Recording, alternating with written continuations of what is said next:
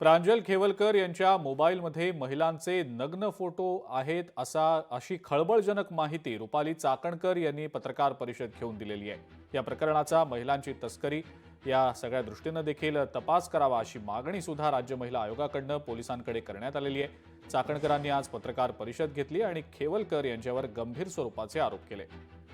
खेवलकरांच्या मोबाईलमध्ये महिलांचे आक्षेपार्ह फोटो आहेत असा खळबळजनक दावा चाकणकरांनी केलेला आहे। पुण्यातल्या रेव पार्टी प्रकरणामध्ये प्रांजल खेवलकर, निखिल पोपटानी, समीर फकीर मोहम्मद सय्यद, सचिन भोबे, श्रीपाद मोहन यादव तसंच त्यांच्या सोबत असलेल्या 2 महिलांना ताब्यात घेतलं गेलं होतं। पार्टीच्या ठिकाणाहून कोकेन, गांजा, 10 मोबाईल, हुक्का पॉट, दारूच्या बाटल्या, इतर अंमली पदार्थ जप्त करण्यात आलेले होते अशी माहिती सुद्धा चाकणकर यांनी दिलेली आहे।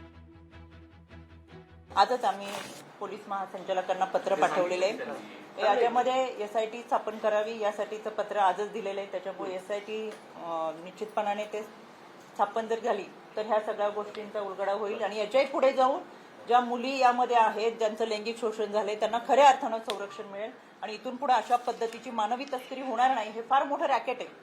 हे रॅकेट उघडकीस येईल जेणेकरून इथून पुढे त्या घटना घडणार नाहीत आणि म्हणून एसआयटी स्थापित होणं फार गरजेचं आहे। खरं तर या मोबाईलमध्ये जो हिडन फोल्डर होता यामध्ये 252 व्हिडिओ आहेत आणि 1497 फोटो असे एकूण 1749 फोटो आणि व्हिडिओ आहेत। तर हे व्हिडिओ आहे, या व्हिडिओमध्ये मुलींचे नग्न फोटो तसेच हे फोटो अतिशय आक्षेपार्ह पद्धतीचे व्हिडिओ आहेत। त्यामध्ये 234 फोटो जे आहेत आणि 19 व्हिडिओ हे अत्यंत अश्लील स्वरूपाचे आहेत।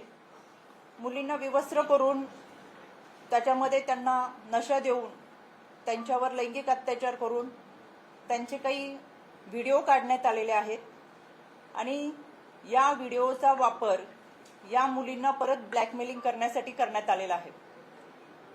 इतकंच काय, अगदी घरातल्या साफसफाई करणाऱ्या मोलकरणीचे सुद्धा अतिशय वाईट अवस्थेमधले फोटो याच्यामध्ये आहेत।